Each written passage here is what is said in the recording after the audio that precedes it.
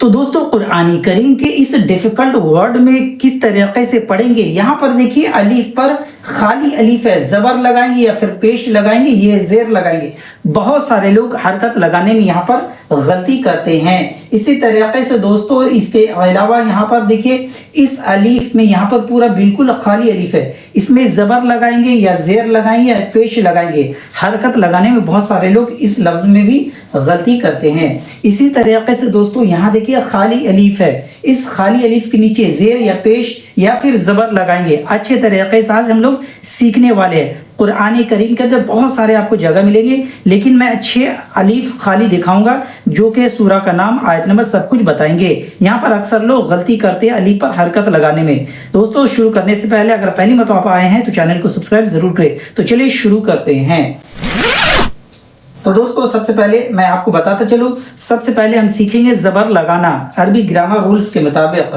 تو دوستو یہ خالی الف جو آپ دیکھ رہے ہیں یہاں پر، یہ خالی الف آپ نے اکثر جگہ دیکھا ہوگا۔ تو اس خالی الف میں زبر زیر پیش کیسے لگایا تھا؟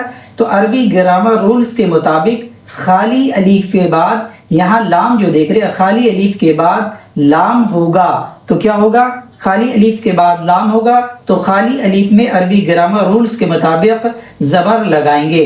تو عربی گرامر رولز کے مطابق خالی الف کے بعد لام ہوگا تو یہ خالی الف میں زبر لگا کر پڑھیں گے، جیسے الذی، الذی۔ سورہ ناس کا میں نے یہ 4 نمبر آیت کے بعد یہ لفظ لیا ہے الذی، تو یہ سورہ ناس کا، لیکن بہت سارے صورتوں میں آپ کو الذی، الذین دیکھنے کو مل جائے گا جس میں خالی الف ہے اور ہم لوگ زبر لگا کر بھی پڑھتے ہیں، تو یہ صحیح ہے۔ تو عربی گرامر رولز کے مطابق خالی الف کے بعد لام ہوگا تو خالی الف میں زبر لگائیں گے۔ اس کے علاوہ اس کے بعد دوستو یہاں پر دیکھیے، یہاں پر بھی خالی الف دیکھنے کو مل رہا ہے۔ یہ جو لفظ دیکھ رہے ہیں یہ ہے پارہ نمبر 30 سورہ الفجر کے اندر آیت نمبر 27 کے بعد 28 میں۔ تو یہاں پر وقف کرتے ہیں تو خالی الف آپ کو دیکھنے کو مل جاتا ہے۔ تو یہ خالی الف میں زبر زیر پیش کیا لگائیں، کمنٹ کر کے پہلے سے بتا دے، ٹھیک ہے؟ تو چلیے سیکھتے ہیں۔ تو خالی الف کے بعد پہلے راؤنڈ میں ہم نے سیکھا، پہلے ایپیسوڈ میں، کہ خالی الف کے بعد لام ہوگا تو زبر لگائیں گے، لیکن کیا ہے زیر اور پیش، یہاں پر تو خالی الف کے بعد لام نہیں ہے تو زبر تو لگے گا نہیں۔ تو اس کے لیے کیا کرنا، عربی گرامر کا دوسرا قاعدہ یہ ہے کہ خالی الف کے بعد لام نہ ہو تو کیا کرنا، آپ کو تیسرے حرف کو دیکھنا، تیسرے حرف میں زیر یا پیش ہوگا تو وہی خالی الف میں لگائیں گے۔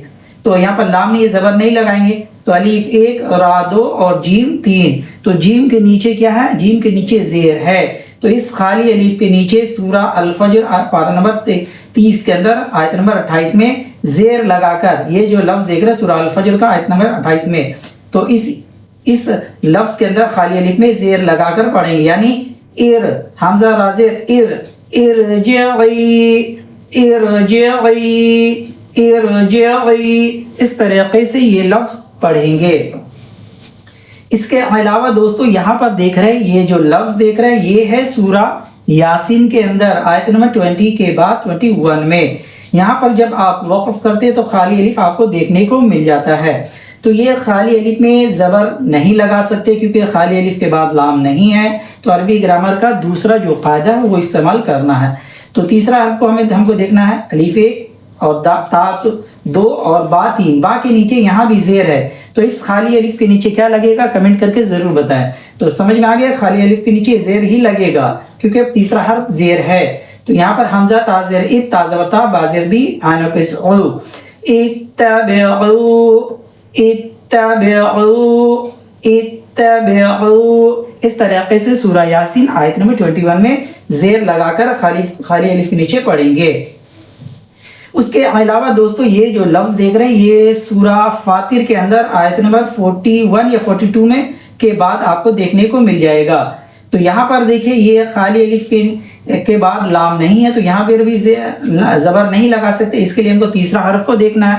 جب اس سے پہلے آیت میں ہم وقف کر لیتے ہیں تو یہاں پر خالی الف ہوتا ہے، تو یہاں بھی تیسرا حرف کو ہم کو دیکھنا ہے، الف 1، سین 2 اور تا 3، تا کے نیچے زیر ہے، تو اس خالی الف کے نیچے سورہ فاطر کے اندر زیر لگا کر پڑھیں گے، یعنی حمزہ سین زیر اس، تا کاف زیر تک، با الف زبر با، را 2 زبر رن، استکبارن، استکبارن، बारन, इस तरीके से पढ़ेंगे। वक़फ़ करना, ऐसे तो जुमले के वहाँ पर आयत का यानी वक़फ़ का कोई सूरत नहीं है, लेकिन वक़फ़ करना सांस टूट जाए तो इस्तिकबार, इस तरीके से ठहरेंगे। तो यहाँ खाली अलिफ के नीचे ज़ेर लगाएंगे। इसके अलावा दोस्तों ये जो लफ्ज़ देख रहे हैं ये सूरा यूसुफ के अंदर आयत नंबर 8 के बाद 9 में देखने को मिलता है। तो सारे चीज़ों में ज़बर और ज़ेर लगाना अच्छे तरीके से हम लोग सीख चुके हैं। अब देखिए यहाँ पर भी अलीफ के बाद लाम नहीं है, तो हमको तीसरा हर्फ को देखना है। अलीफ 1, काफ 2 और ता 3। ता के नीचे ज़ेर नहीं है तो ज़ेर लगाएंगे नहीं, ता के ऊपर तो पेश है, तो इस खाली अलीफ में पेश ही लगाकर पढ़ेंगे। यानी हमजा कापिस उक, उक़तुलू, उक़तुलू, उक़तुलू, इस तरीके से यहाँ पर सूरा यूसुफ के अंदर आयत नंबर 9 में पढ़ेंगे। इसके अलावा दोस्तों ये जो लफ्ज़ देख रहे हैं सूरा तौहा के अंदर आपको देखने को मिलेगा आयत नंबर 30 के बाद 31 में, 31 नंबर आयत। तो यहाँ पर भी देखिए खाली अलिफ के बाद लाम नहीं है, तो हमको यहाँ पर क्या है, ज़बर नहीं लगाना, हमको तीसरा हर्फ को देखना। अरबी ग्रामर का जो दूसरा कायदा उसको देखना है, तीसरा हर्फ को देखना है। अलीफ 1, शीन 2 और दाल 3। दाल के ऊपर जो ज़ेर नहीं है बल्कि पेश है, तो इस खाली अलीफ सूरा तौहा आयत नंबर 31 में अलीफ के ऊपर पेश ही लगाकर पढ़ना है। तो यहाँ पर हमजा शीन पे उश कलकला नहीं करना है। उश दूध, उश दूध, उश दूध, इस तरीके से खाली अलिफ में पेश लगाकर पढ़ेंगे। तो दोस्तों आज मैंने आपको खाली अलिफ पर हरकत कैसे लगाया जाता है अच्छे तरीके से बता दिया है। तो कमेंट में अल्हम्दुलिल्लाह ज़रूर लिखें, वीडियो को ज़्यादा शेयर करें।